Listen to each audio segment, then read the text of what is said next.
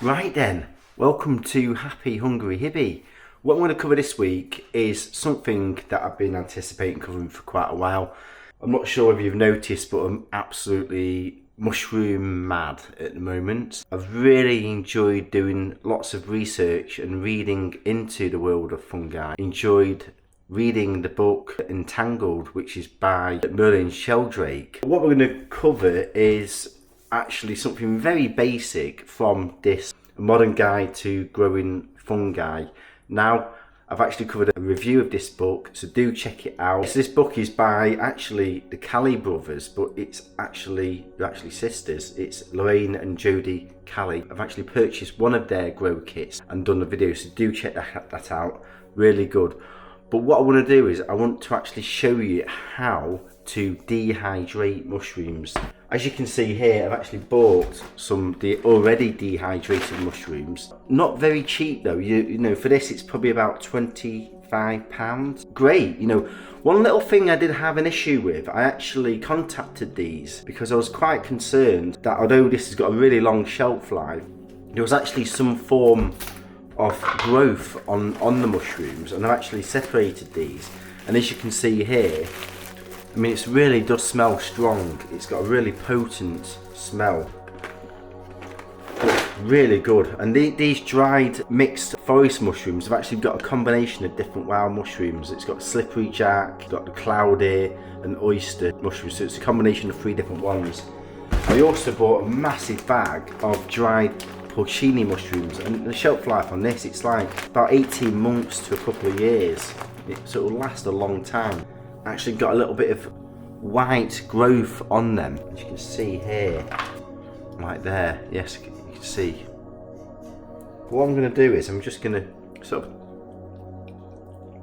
lick it, because what they've said is it's actually a form of a sugar that's sort of grown on it, and it's actually a sign of good quality mushroom. I was a bit concerned it was actually mould growing on it, whereas in fact that's not the case. But quite often I've bought mushrooms, like I did yesterday from Tesco. You can see here I bought these Tesco Finest mushrooms, which are actually reduced. Normally you can pay about £2 to £3 a punnet for roughly about 150 to 200 grams of mushrooms, and these are a combination of exotic mixed mushrooms, and these actually got reduced from £2 to £1.16. 3 stickers on here, so it's had various different reductions, but this one actually contains oysters, shiitake and piopini. I've never heard of that. Piopini type of mushrooms. So what I want to do is I'm going to dehydrate these in my Ninja air fryer. I've shown a couple of videos on dehydrating, and there's actually nothing better to do than actually mushrooms. So something like this, which is going to soon turn and go mouldy, because actually where there's water, it's going to start growing mould. What I'm going to do is I'm just going to basically get these now, I'm going to chop them up, and I'm actually going to dehydrate them myself. And then what you can do then is you can either put them in a jar or actually create your own dried mushroom powder. It's really popular at the moment in terms of different dried mushrooms for many different things, even things like this, which is a coffee alternative. A bag of this is really expensive. Also got to consider the different types of mushrooms that are in here. So things like lion's mane, really popular at the moment, and lots of new studies into the medicinal and health benefits of mushrooms. And what you can do is once you've made your dried mushrooms, you can actually make other recipes from that. So what I want to show you is just a little recipe here at the back. So basically it shows you here a guide on how to make your own dried mushrooms. Our mushroom lovers must have. You get your fresh mushrooms, you need a knife, airtight container for storage, an adhesive label, pen, a heat-proof bowl, and then boiling water. You can actually naturally dry these, especially now it's summer. You can do that yourself, or you can actually oven dry, baking tray, baking paper, which you can use, greaseproof paper or something like that, or as I'm going to do, I'm going to air dry. It says here dehumidifier, but you can actually have your own dehydrator, but my Ninja has got that function, so I'm going to do it that way. And it's just a little bit of an insight just how to do it. It's really easy. And then this second page shows you also how to do this. Then once you've got this mushroom powder, there's many other things you can do.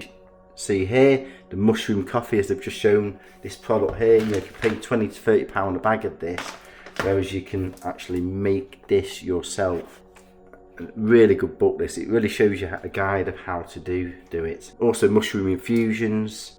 You can also make your own mushroom seasoning once you've got your dried mushroom. That's the core ingredient. You can have different herbs and spices, but this is the actual one I'm going to do. So once you've dehydrated your mushrooms, you're just basically going to blend it in a food blender or spice grinder and then store it in a jar. So this is really simple. Some great recipes in this. Pickled mushrooms, I've actually covered a recipe on that, so do check that out. It's a really good little recipe, that. So yes, we also have a very special guest with Harvey, our very lovely little Doxy Poo. Harvey's now 1 and 4 months. He's a very good boy, aren't you, Harvey? You can smell all these mushrooms. Now actually, from what I've heard, mushrooms are actually really good for dogs. Yes, you may think they're carnivores, but they have evolved to eat plants and mushrooms. Yes. Harvey's looking at the magpies outside. He thinks they are flying badgers. Yes. So I'll let Harvey go and play. Go get him. So what I'm going to do first of all is I'm just going to chop up my mushrooms here, and then I'm going to stick them in the Ninja air fryer. Boom.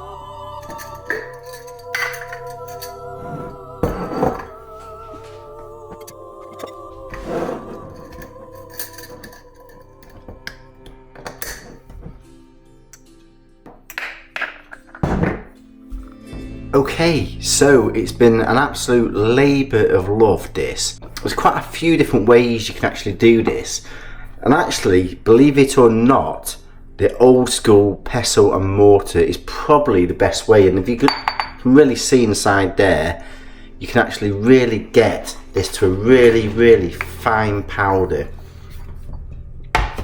So the best thing to do is use something like an Ninja chopper to do the bulk of it, and then fine tune that. And I've got a really good sort of a grinder, a wheel grinder with a James Martin one, and you can sort of batch it down, so sort of do it in bulk and then medium scale it, and then actually fine tune it with the pestle mortar in the end. And this is how you really get to making your own sort of really good dried wild mushroom powder. And I'm really looking forward to doing lots of different recipes with this. I've actually just created my own little version of a mushroom coffee myself. So you're spending a lot of money for these kind of products, you know, the decaf coffee alternative, when actually you can make it yourself and it actually tastes amazing. And I'll show you how to do this. So I really hope that you found this video inspiring. I'm really looking forward to covering lots of recipes with these now.